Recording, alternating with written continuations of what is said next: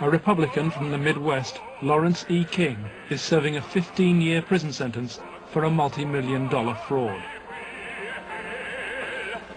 But financial crime is only half the story. This is the true story of Lawrence King. It is the story of an evil at the heart of America, of a cover-up at the highest level.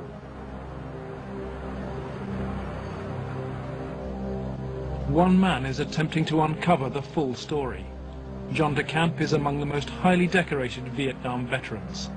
A former Republican state senator in Lincoln, Nebraska, he is now a lawyer fighting the legacy of Lawrence King's evil network. It's a web of intrigue that starts in our Holy of Holies, Boys Town, Nebraska, one of the most respected institutions in the United States, and spreads out like a spider web to Washington, D.C., right up to the steps of the nation's capital, the steps of the White House. Involves some of the most respected and powerful and richest businessmen in this United States of America. And the centerpiece of the entire web is the use of children for sex and drug dealing and drug couriers, the compromising of politicians, the compromising of businessmen, but worst of all, the corruption of key institutions of government that have the duty and responsibility to make sure these things never happen. World-famed Boys Town is in the news again. Made famous by an Oscar-winning film, Boys Town, Nebraska is America's favorite children's charity. It was founded in 1917 by Father Edward Flanagan. The saddest spectacle in our social life is the neglected, unwanted, and unloved boy who has become a serious problem in our society. Boys Town was started to be a home for orphans. That was after World War I. And since then, society has changed and the problems of boys have changed. And so now it's a question of taking care of homeless, abandoned, neglected, abused boys, and now girls also. With cash reserves of $500 million, Boys Town is the richest square mile in the world. It has been granted the privileges of an incorporated town, a Catholic diocese, and a school district for 500 boys and girls. 1/3 of its annual income is raised from public donations, solicited by begging letters and promotional videos. I'm Father Val Peter, the caretaker of Father Flanagan's Stream and the executive director of Boys Town. Does Boys Town really exist, people ask me? You bet it does. Located in the heartland of America, Boys Town youth have come from many backgrounds and locales. As they graduate, they shall seek new adventures and head for different places. But always, they shall carry with them the spirit of Boys Town. If you'd like to help Boys Town, send your tax-deductible gift to Father Val Peter, Boys Town, Nebraska, 68010. Boys Town, for me, was the first thing I ever heard of when you think of institutions that you respect. Believe it or not, I was there for a while when I was a young boy. Probably worldwide, there's no institution other than Boys Town that has done so much good for so many children over such a long period of time so successfully. When an institution like that gets contaminated, purposes of abusing children instead of protecting children, then you better, if you've got any decency at all, do something about it, or at least get it cleared up.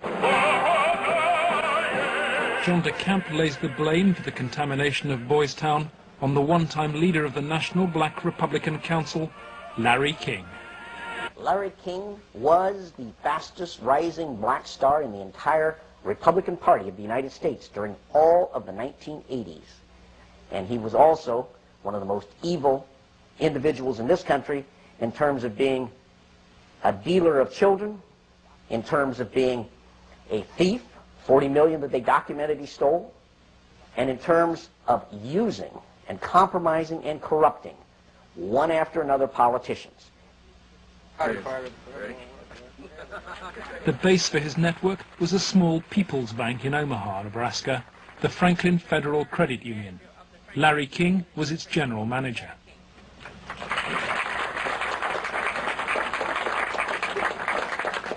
Thank you.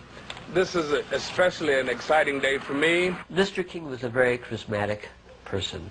When he came to the credit union, he was brought in because the credit union was actually failing. He did everything to build the credit union.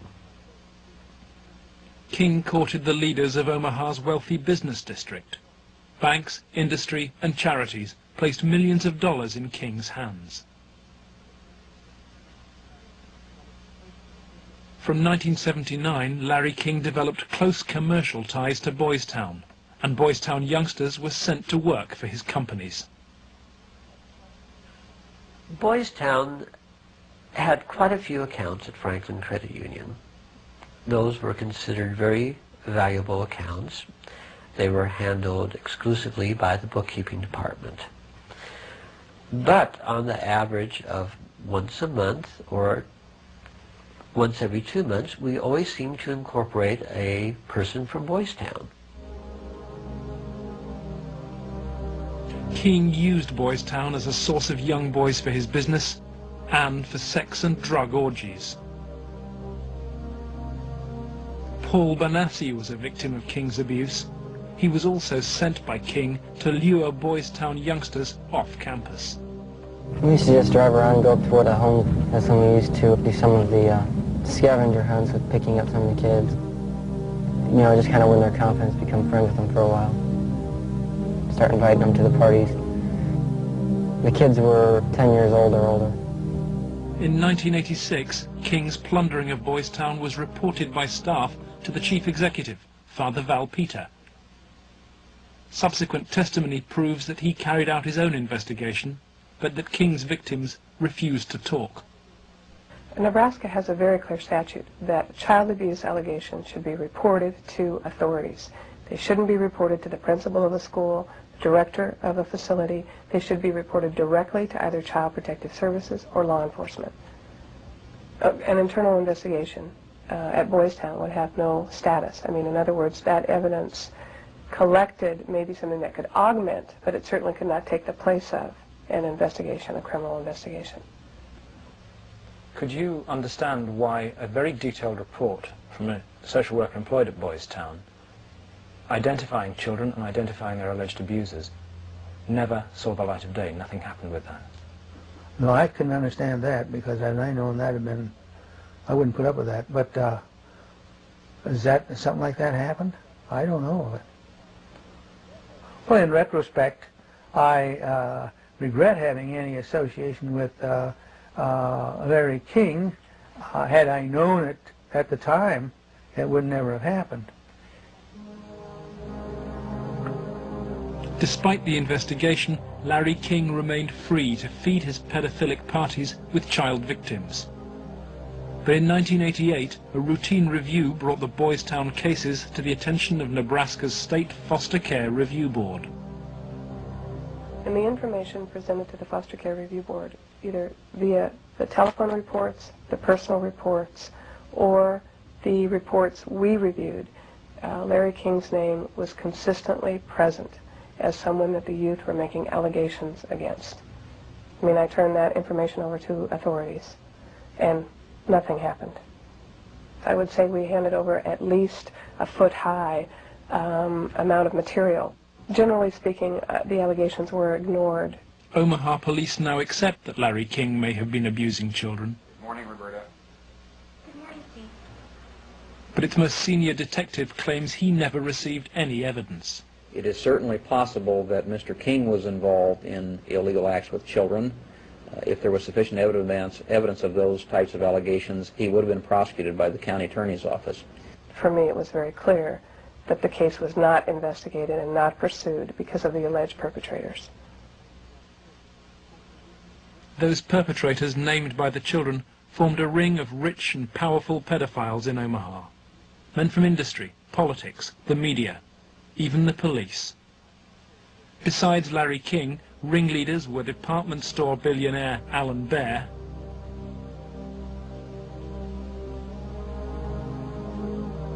and the celebrity columnist of the Omaha World Herald newspaper, Peter Citron.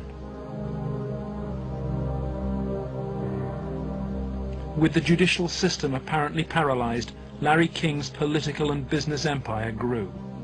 He courted the Republican Party nationally and plundered Franklin's accounts to finance a luxury lifestyle of limousines, private planes and palatial homes, 3 in Omaha and 1 in Washington, D.C.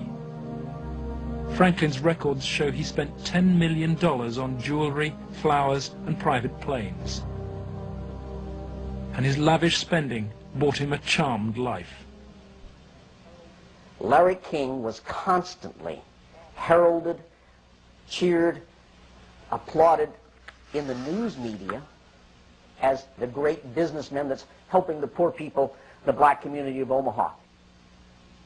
But King's extravagance attracted the attention of the Internal Revenue Service. As a result, on April the 11th, 1988, the Franklin Credit Union was raided and closed by the FBI. King was arrested, and a federal investigation showed he'd stolen $40 million from Franklin. But the FBI's inquiries were secret, and evidence of King's sex ring was quickly covered up. In November 1988, Nebraska's state government set up a parallel investigation into the Franklin financial collapse. A legislative committee was formed. Its chairman was the Republican head of Nebraska's banking committee, corn farmer and state senator Lawrence Schmidt. But the money trail led quickly to the original allegations of child abuse, and almost immediately anonymous threats began. I received a phone call on the floor of the legislature. The caller did not identify himself, but he said, "Lauren, you do not want to have an investigation of the Franklin Federal Credit Union." And I asked who I was speaking to, and they said, "That doesn't matter, but you shouldn't have that investigation." And I said, "Well, why not?" He said, "It will reach to the highest levels of the Republican Party, and we're both good Republicans." The night before we testified before the legislative committee, I did receive a phone call at home that said, "If you speak, you won't live to regret it." Undeterred, Schmidt's committee hired professional investigators Karen Ormiston and Gary Caradori. When we hired Mr. Caradori, I was very specific to him. I said, "We do not want you to bring to the committee rumors, innuendos, nothing that cannot be backed up with facts." I said, "Bring to the committee that which we can take to a prosecutor."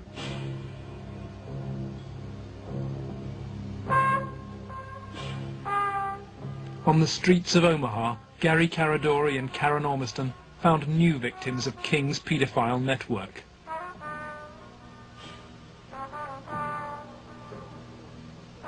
Every new youngster told the same stories as those from Boys Town, covered up 3 years earlier.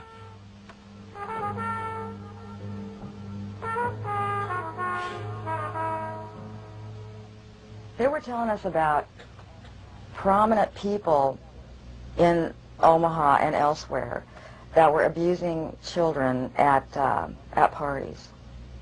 The prominent citizens' names that originally came up were of concern to me because I knew many of those individuals, and I very frankly was shocked to have those names show up on the list.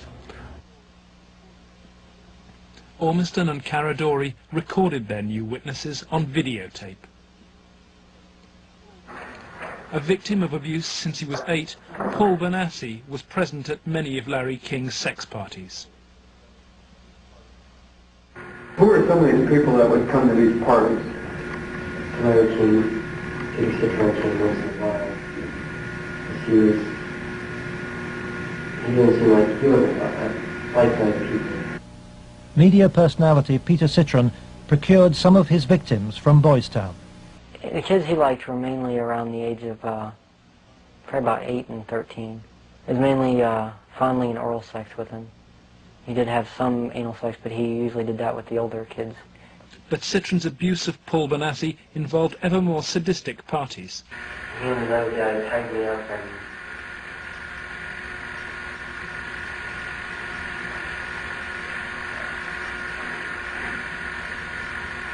You okay? they tied me up and had some other kids perform sex on me and they were hitting me and they burned me some cigarettes.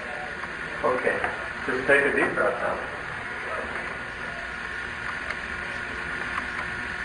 Whenever you were tied up, was there anybody else present other than you, Peter Citron, and Danny King? Yes. Who was that? It was Alan Bear sometimes, Larry King, Paul Marino, and also Troy Bonner. Troy Bonner would tie you up? I was there. Troy Bonner was 17 when he was introduced to the paedophile parties by Alan Bear. He lifted me up, kind of moved me over to the bed, said let's get on the bed, and put his head down, started performing oral sex on me while his penis was at my end.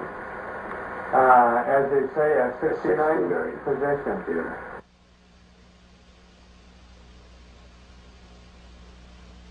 Alan Bear was a sick fuck. Didn't care, wanted sex, nasty, I don't even know if you can call it sex, and take it any way he can get it, pay for it, he liked to, but if he had to take it by force, he would.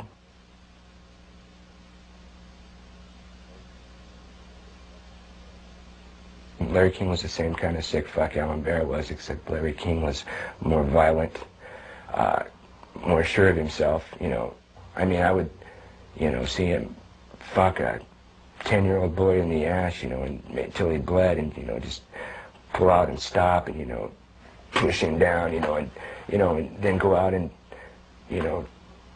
meet with decent people. King would also provide underage girls for abuse. Alicia Rowan was 15 when she attended her first party. I met some guys there that were from Boys Town, and it was at that party that I met Larry King. At the time that I met Larry King, I did not know that he was Larry King. I had met him. That was the first time I'd ever met him. Alan Bear and Larry King frequently hosted the child sex parties in penthouse apartments at the Twin Towers luxury block. A lot of it was me handcuffed with my hands behind my head and my feet tied,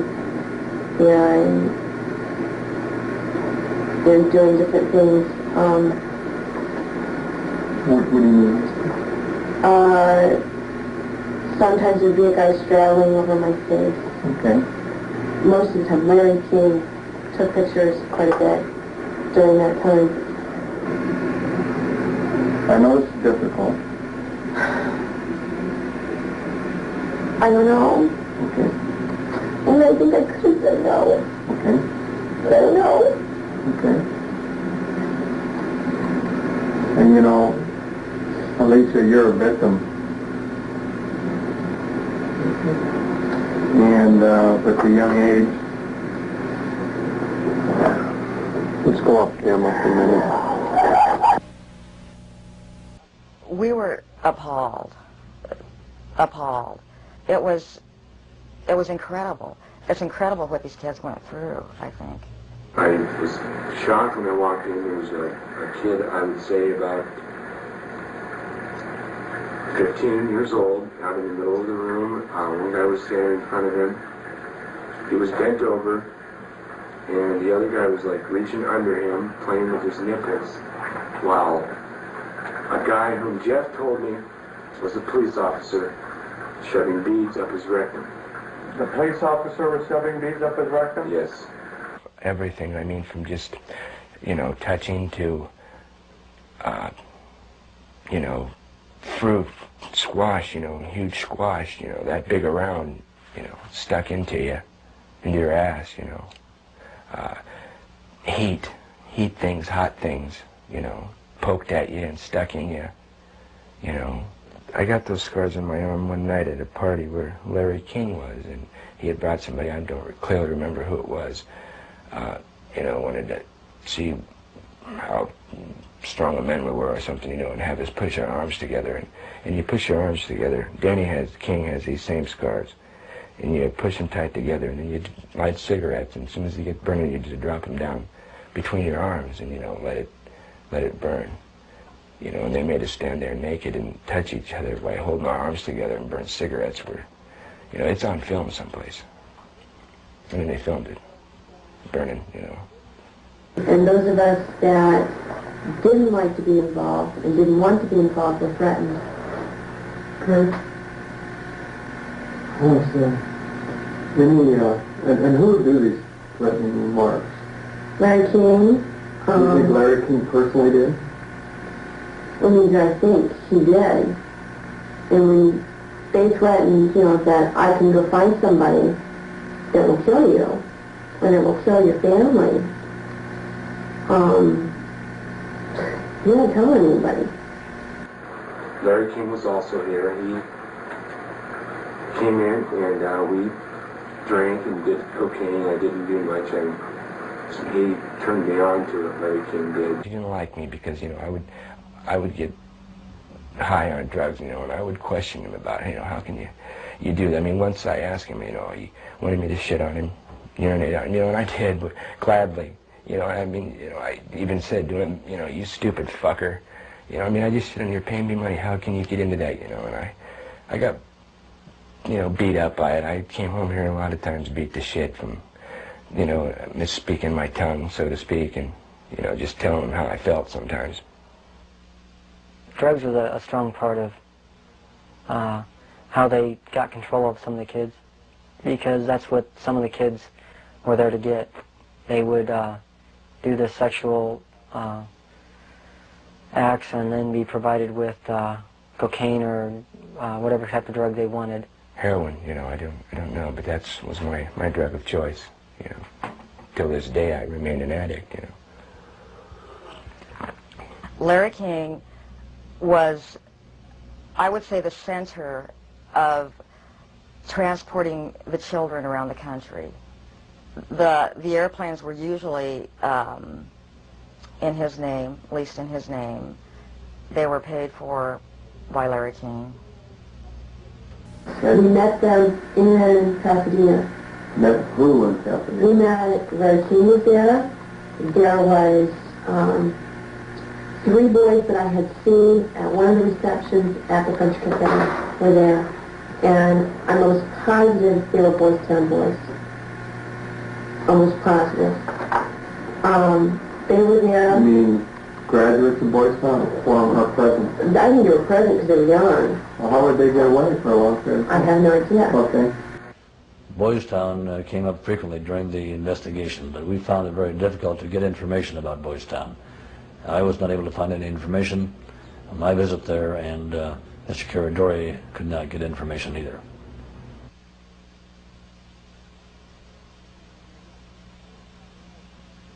"4 years on, Boys Town remains unwilling to discuss its involvement with Larry King. We asked for an interview with Chief Executive Father Val Peter, but Boys Town's public affairs officer refused. I would have to give you a flat no. I'm just going to tell you at this point that we will not participate with you. We have no interest in talking to you folks. It's something that we don't even care to delve into.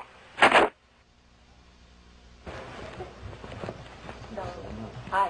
Hi, is Father Val Peter available, please? You can check in his office. It's the first one on the... Thank you very much. We're here because we have to give Father Val Peter and Boys Town every opportunity to talk to us about the very serious allegations. Turn your recorder off.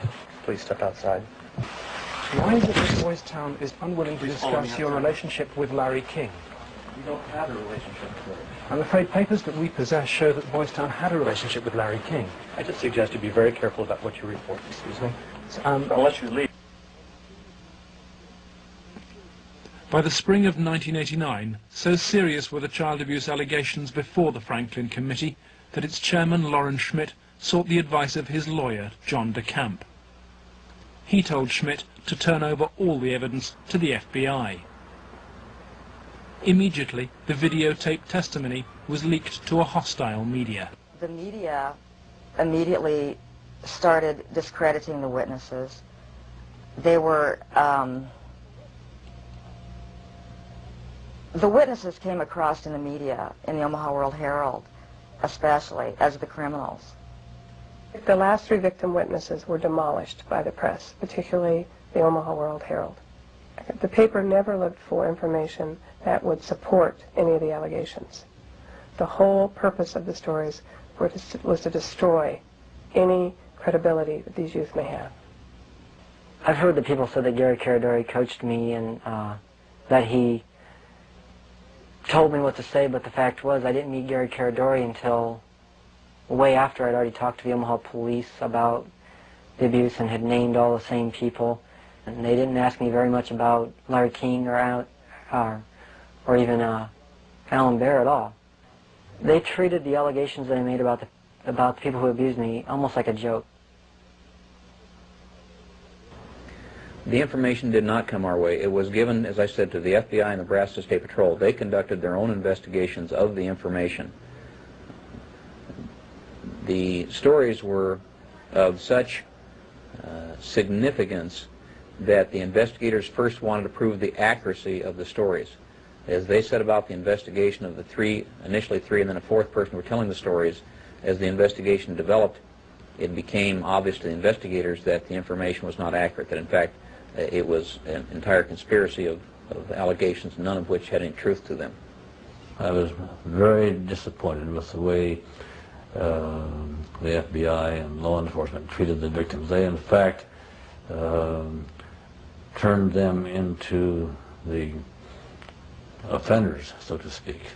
And instead of taking the evidence that was delivered to them by the victims and interrogating the persons whom the victims identified, they seemed to bear down and try to get the victims to change their story. Troy Bonner was brought in for questioning by the FBI. The FBI's attitude was, just no, that these kind of things don't happen. From the first interview when I went, and realized they don't believe a fucking thing I'm saying, they were just appalled, but I realized what that look in their eye was back then. It was fear. It was fear of every, I had witnessed, firsthand things that would, destroy this city, people, a position, what I mean? It's not going to be believed, they said. It will not be believed. You will be found guilty of perjury, and they weren't telling me maybe. They were saying, there's no way. You go on with this story, you're going to jail. That was said to me direct. Just out of fear, I came to recant the story out of fear. Troy Bonner agreed to recant his videotaped testimony and state instead that his evidence had been invented. Next, the FBI used Troy in an attempt to trap Alicia Owen into recanting her evidence about Larry King's ring of powerful pedophiles. The phone call, recorded by the FBI on March the 9th, 1990, proves conclusive evidence for John DeCamp. This is Special Agent Michael F. Mott. The following will be a consensually recorded telephone call between Troy Bonner and Alicia Owen. Hello. Hi. Hey, what's going on? I'd like to ask you that. Talk to me. No, you talk to me. I don't understand why you're lying. Why are you lying? What are you talking about?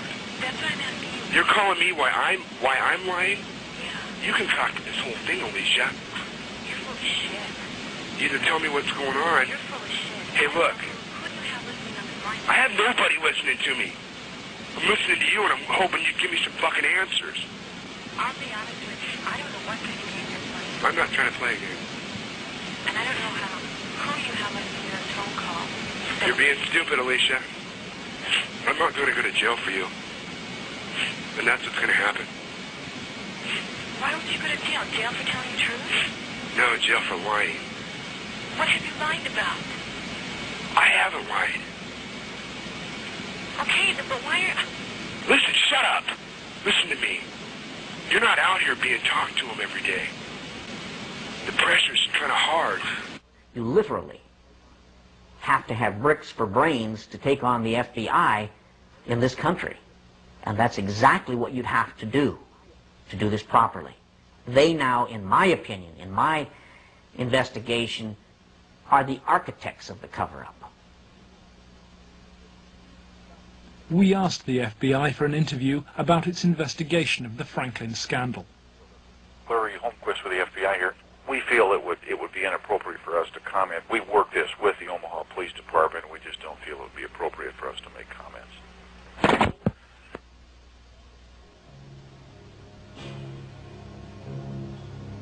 As Gary Caradori and Karen Ormiston sought out new witnesses on the streets of Omaha, they found themselves under constant threat. Gary was threatened several times. His vehicles were tampered with. I would think whoever tampered with them, it was a scare tactic because it was so obvious that they were being tampered with. Gary there was one piece of evidence I know he got that he even said he got one step ahead of them this time. He told us about this book. It was like addresses, telephone numbers, names. He said if they knew he had it, they'd kill him. On July the 11th, 1990, Gary Caradori and his 8-year-old son, AJ, were flying home from Chicago. They had watched the All-Stars baseball game, and Caradori had been pursuing new leads. Investigators from the National Transportation Safety Board are in Harold Cameron's cornfield trying to determine what caused this private plane to crash, killing its 2 occupants.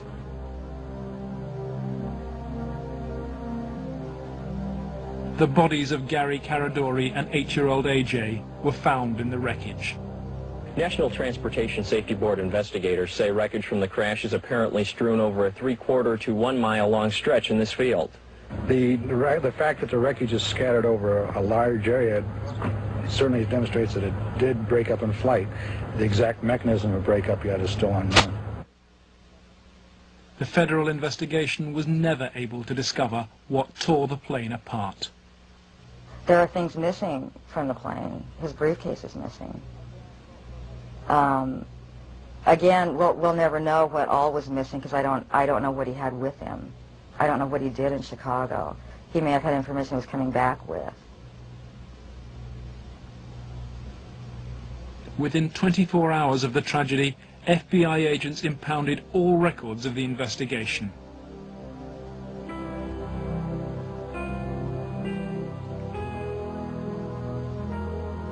Gary's widow, Sandy, is still unable to come to terms with her loss. As a mother, I don't want to ever think that somebody murdered my child, let alone my husband. But I think if you'd ever talk to any parent, be it mother or father, who's ever lost a child, I mean, the worst thing that you can think of is that somebody would want to murder a child. I really feel that somebody killed my brother. And inside me, I know somebody killed my brother. If somebody could help us out somewhere, somebody knows something. And may God help those who did that to him and his family.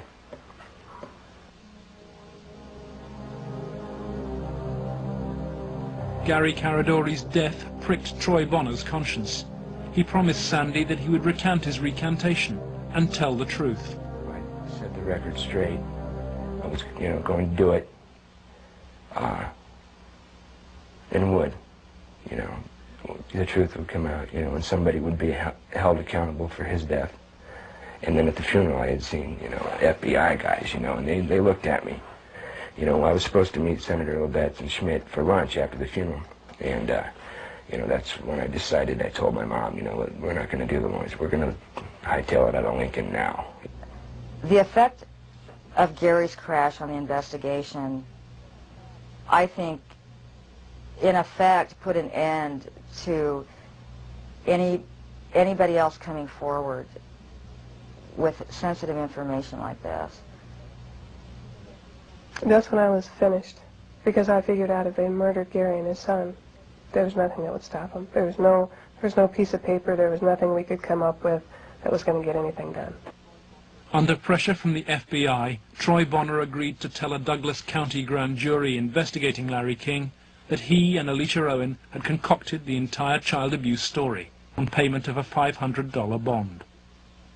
Troy Bonner was to be the star witness against Alicia Owen, but he grew uneasy about maintaining what he claims were the lies fed to him by the FBI. But when his brother Sean died in an inexplicable gun accident, Troy and his family were convinced they'd been sent a warning message. And they killed him just flat out, right? Somehow, professionally, made something happen, to shut me up. The purpose of Sean's death? To instill fear. And it worked.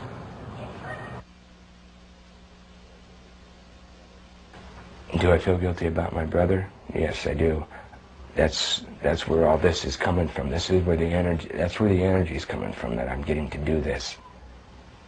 It's for him, because, it should have been me there instead of him. Really.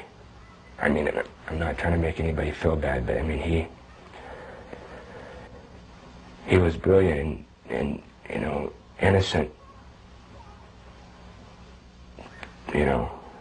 It should have been me. He had so much to give. I'd taken so much. It should have been the other way around. I can explain to you what it feels like to lose a child. But when you see the pain your kids have because of that, it's much worse. I can't do anything for them. I can't take that pain away for them.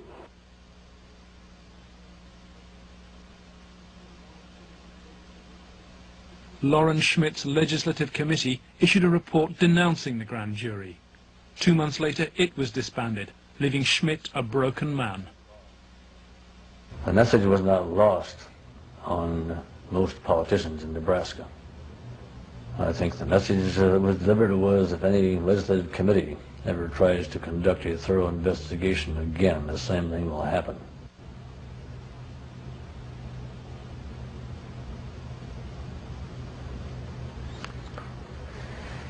It has shaken my faith in the institutions of government. I used to be a firm believer that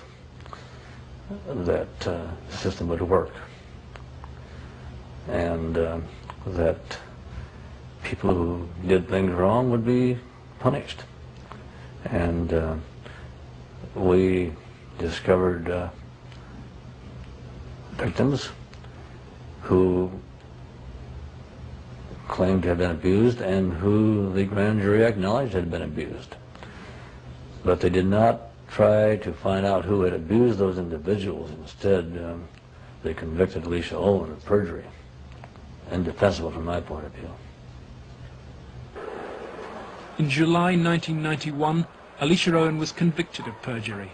Her sentence was between 9 and 25 years. I can't find a case in the history of this country where some kid got sentenced to 25 or 30 years in prison for something like this.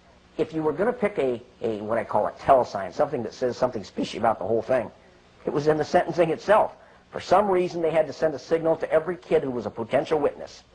My opinion again. A signal so loud and clear, if you dare to come forward, if you dare to talk, watch what happens. 3 months later, Larry King was jailed for the $40 million fraud. He was given a 15-year sentence, 10 years less than Elisha Owen. John DeCamp is now the only man fighting to help Larry King's victims. He's become the lawyer for Paul Bonacci and Elisha Owen. I live in Nebraska. Hell, I was born here, raised here. I have 4 kids growing up here. Like it or not, it's my heritage, you know. Well, if it's a dirty cesspool that I got to live in or look back on that I left, that ain't good. The real cost, if I were going to say to my family, has been the fear and intimidation it's put in some of the kids. A couple of the kids are really, really frightened and really had some sleeping problems over it, you know, hear this or that. So that's been the real concern I've had. In the face of mysterious threats, John has turned for advice to his friend and one-time boss, former head of the CIA, Bill Colby. Old Bill Colby told me better than anything. The one thing that the bad people can't afford is publicity, and knocking you off right now or doing something obvious to one of your kids would bring them more trouble than it's worth. I said, you have to consider the possibility of some danger to not only your reputation, but to your person. I mean, people do react rather violently to some kinds of charges, or particularly if they're true, there's more apt to be a negative reaction than if they're false. If they're false charges, then they can be reacted to in a normal way, by a libel suit or whatever. But if there's truth in it, there can be a danger in that situation. We've seen that happen in other cases.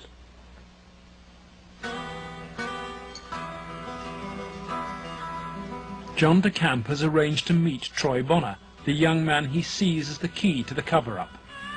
He's in great danger. The reason is he carries the secret, so to speak. He served his purpose for the FBI and others by committing the lies that put the seal on the cover-up. His greatest safety probably lies in doing exactly what he knows he should do, that is exposing the whole thing, taking one final last chance and telling the truth. My fears are that, you know, I'm not going to be believed again. It's just, you know, going to be a whole other kind of exploitation like it was last time. You know, and afraid that that's going to happen, or, you know, I might end up dead, or a loved one might end up dead again.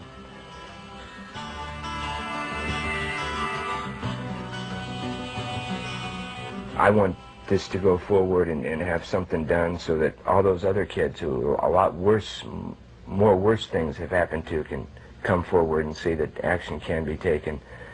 Because there are a lot of other kids out there that, you know, things happen to them that, you know, a lot worse than happened to me. You have to, if you want to protect yourself and your life and your family's life, both now and particularly in the future, is to use the institutions of government that have been set up to protect you and make them work. That means you go into federal court, you go after the people that have done this cover-up, and you expose it so there's no longer any percentage on their part in eliminating you because the secret's out. That's why we're here today, to let it out. I have no doubt that he's now telling the truth, number one, and number two, that he originally told the truth. Potentially, they could decide to charge him with perjury, because now he is telling that they forced me to lie. I did lie at Elisha's trial. I did lie before the grand jury. I did it because the authorities were forcing me to do it, and I was scared for my family. My brother had been killed when I tried to back out the one time. Potentially, they could charge him with perjury this time. Elisha Owen is out of prison and on bail, while DeCamp appeals against her perjury conviction. As he prepares for a court hearing, new evidence of the cover-up emerges, and once again it involves Troy Bonner's evidence. The tapes that were shown to the grand jury had been edited. Everything that matched Troy's statement was shown that matched mine 'Cause I know it's was reason. edited out.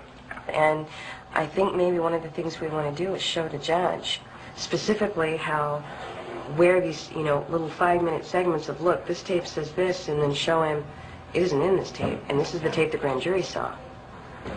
I'm going to attempt to get these tapes, and we'll see what happens next. But to obtain the evidence, DeCamp must approach some of the very officials he believes were involved in the cover-up, the county attorney's office which ran the grand jury. In the good old Alicia Olin case, 127-194, I'm trying to get the evidence, the tapes and the transcripts of Troy and Danny, Troy Boner. It might be downstairs. We'll get that up here once. Yeah. I think there's 2 tapes. There should be, as I understand, and the transcript of them. But if I could get them, I could start reviewing them and figure out maybe a little bit on what's happening on some things. It's up at the county attorneys. They have all the bills up there. Robert, let me guess, Robert Siegler has them. Robert Siegler is the prosecuting attorney fighting to send Alicia Owen back to prison.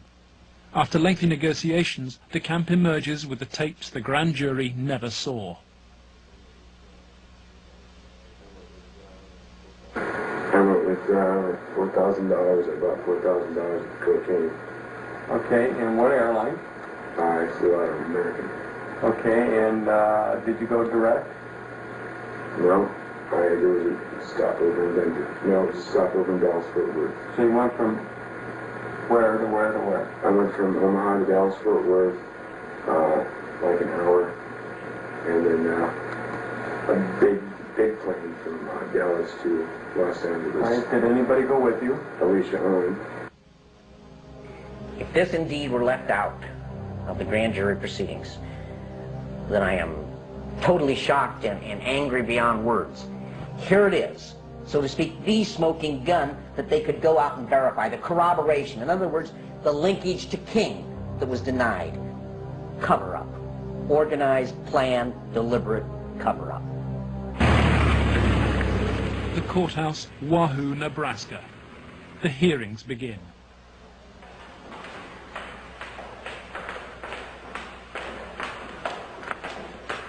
Alicia Owen is ready to testify. So too is Paul Bonassi.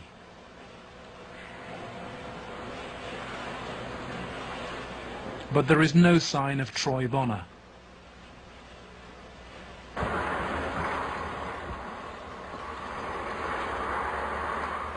DeCamp discovers that Robert Siegler has sent the young man a threatening subpoena. Fearing arrest for perjury, Troy has gone into hiding.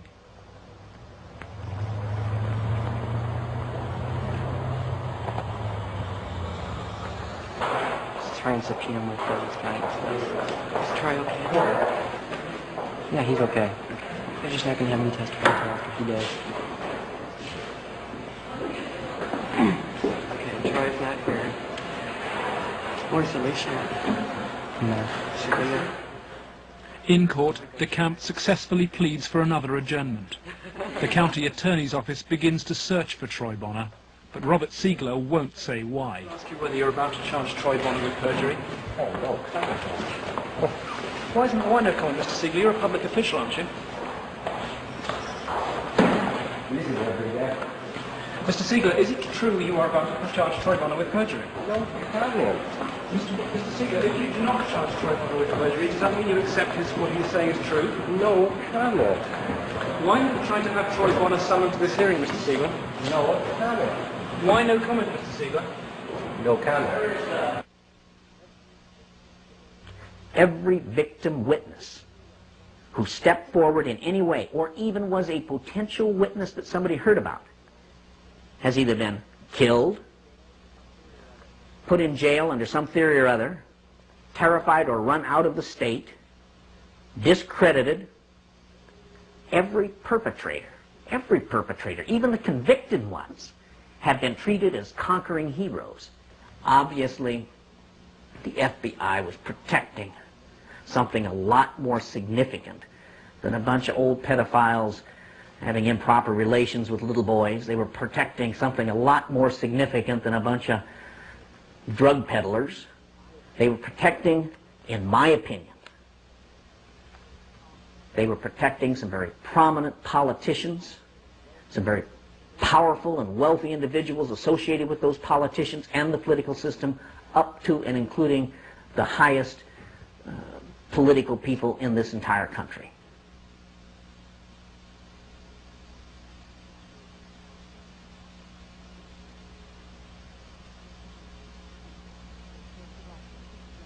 In search of answers, John DeCamp goes to Washington to investigate Larry King's powerful connections in the nation's capital. Paul Bonacci has come too. Larry King threw child sex parties at his $5,000 a month Washington house. Paul Bonacci was one of the victims.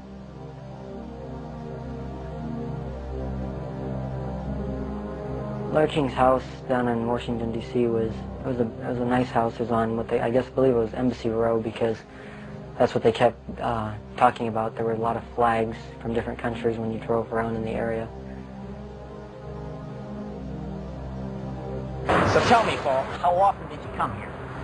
I was about 14, about 1981, and at first it was about 3 or 4 times the first year. After that, it was about once a month after 81. And who brought you here? Larry King brought me here. And this is the actual house where you... Yes. And what, you were used for sex there? Yes. Some of the parties, when they started off, were straight political type parties with no sex. And then when some of the men had left, some of the politicians had left, the ones that had planned on engaging in some type of sexual activity, that would come after the party. Some of the kids would be held downstairs in some of the rooms where if they acted up or if they started freaking out because of the drugs that they were on, they'd put them in a room that they couldn't get out of, and they'd lock them in. Were there drugs at these parties? Yes. What kind of drugs? Anything you wanted. Cocaine, heroin, speedballs. You're telling me those things were at these parties where you had Larry King and prominent politicians? Yes. Were they readily available to anybody at the party? At the after parties, they were readily available for anybody. Beforehand, they did it more upstairs than they did anywhere else, and it was kind of in the back rooms.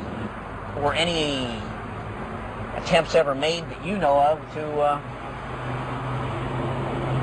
expose this situation? As far as I know, nothing's ever been done, and most of the people that were in there had already been, I guess you'd say, compromised. King's partner in sex crime was powerful Washington lobbyist Craig Spence. He took youngsters like Bonacci on midnight tours of the White House. So you were in the White House then? Yes. And how did you gain access? Well, I came down with Larry King, but Craig Spence was the one that arranged the trip for us. And it was kind of a gift for our services that we were doing. How many times were you on this kind of a trip? I came to it on 2 times. 2 times. And were you used for sex on those occasions? Not until after we left. After you left the White House? Yes.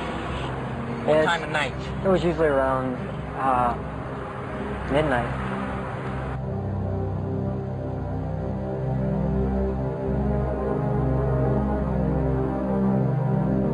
For me, it was just kind of weird being in the White House at that time of the night, and getting to go into places that the guy was telling us that nobody gets to go to. I mean, I've seen rooms in there that I'd never even heard about. Craig Spence and Larry King had a couple of groups. One was called Bodies by God, and they had the Cowboys, and there was another group that was started by Larry King, which was called the Golden Boys, which was kids that were usually under the age of approximately 10. On the trail of Craig Spence, DeCamp finds the investigative reporter who exposed Spence's callboy network, Paul Rodriguez of the Washington Times. We had uncovered a series of allegations from some minors that led me to a callboy operation here in Washington.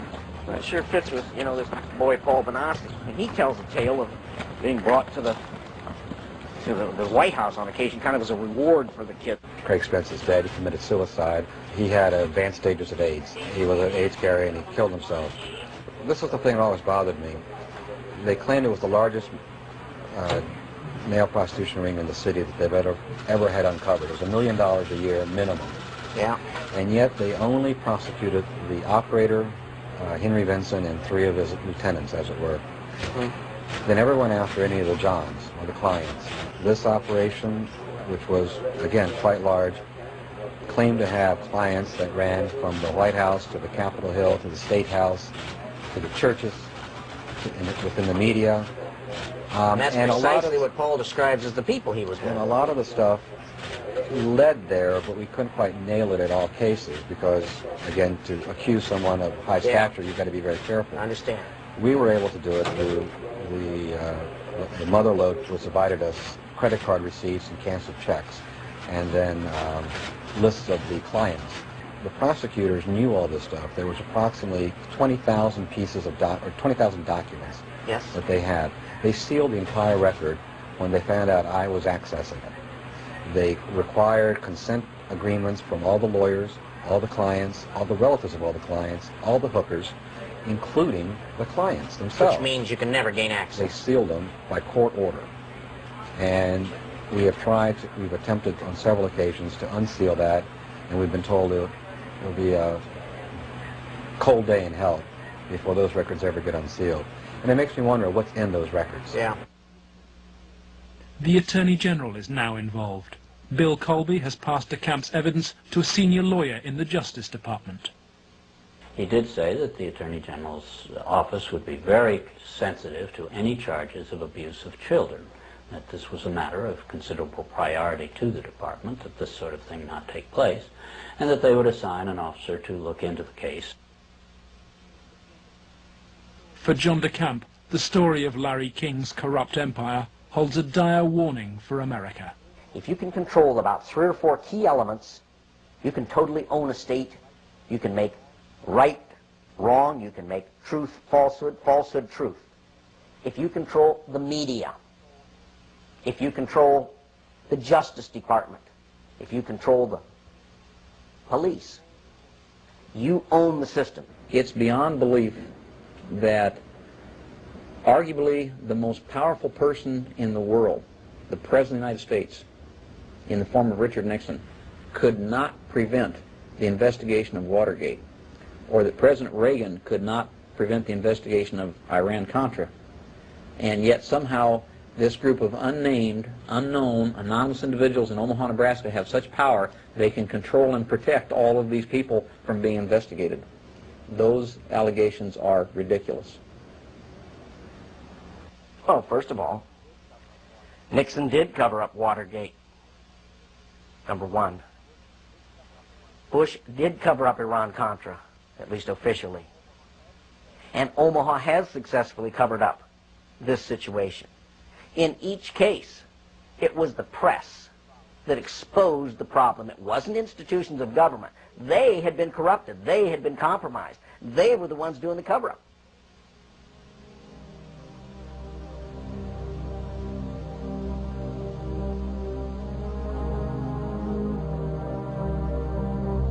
The Justice Department, acting through FBI and the U.S. Attorney's Office in Omaha, emerges from the record of the Franklin investigation, not so much as a party to the cover-up, but as its coordinator.